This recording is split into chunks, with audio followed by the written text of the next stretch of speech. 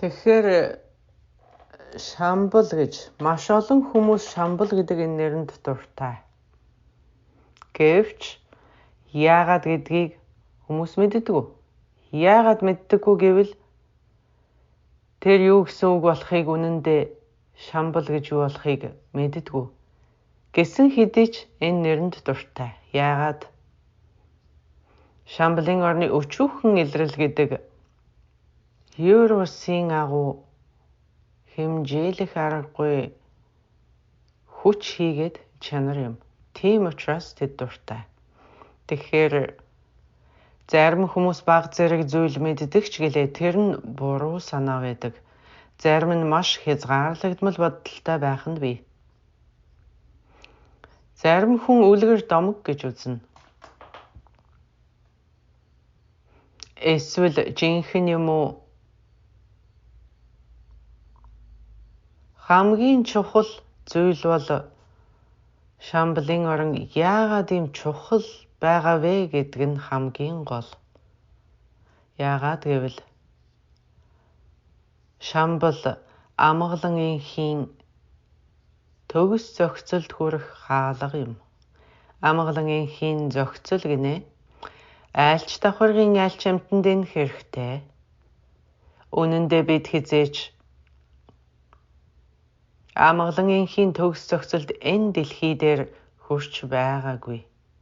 Бид энэ тал дээр маш их хязгаарлагдмал үлээ. Харин түүний эсрэг талууд бидэнд их тохиолдож байсан. Бодлон, зовлон. Яагаад гэвэл бид шамбал гэж юу болохыг мэддэггүй. Бид түүнтэй хэрхэн холбогдохоо мэддэггүй. Тиймээс яаж тэрвэ гэж бодож байж магад. Хэрхэн барилдлага тогтоох вэ?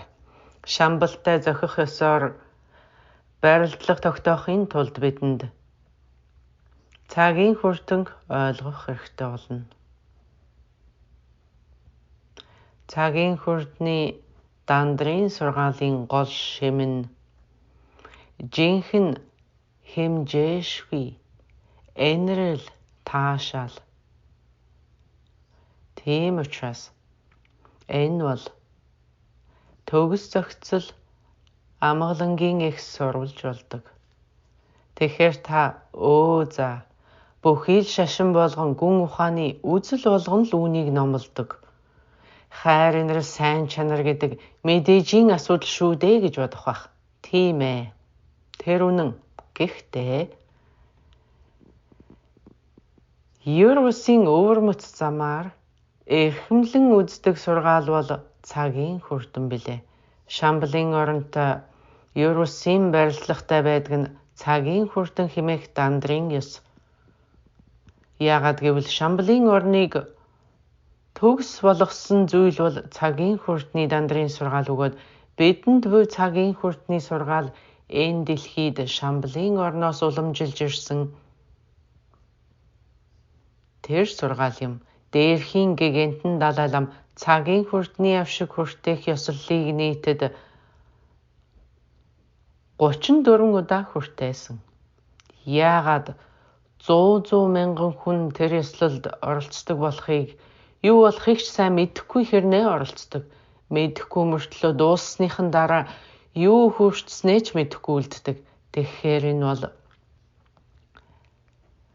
цагийн хүртний сургаалд энэ Евросын амгалан инхийн зохицол агуулгаддгийн илэрхийлэл. Бид юу хийх хэрэгтэй вэ гэх юм бол цагийн хүртний сургаалыг хэрхэн дадуулах, ёслолд оролцох төдийхнөөр хязгаарлалгүй. Авшигаас юу олж авснаа таньж дадлага болгон хөгжүүлэх, анхааран авлага болгох хэрэгтэй. Тиймээс би өөрийн амьдралыг энэ замын тухай ном бичгэд бүрэн зориулж бидэнд энэ талаар 3 ном бичигдсэн буй. Өөрийн сэтгэлийн мөн чанараа нээхвэ гэж 3 ботно буй. Хэрвээ та тэдгээрийг унших юм бол та өөрөө ойлгох болно.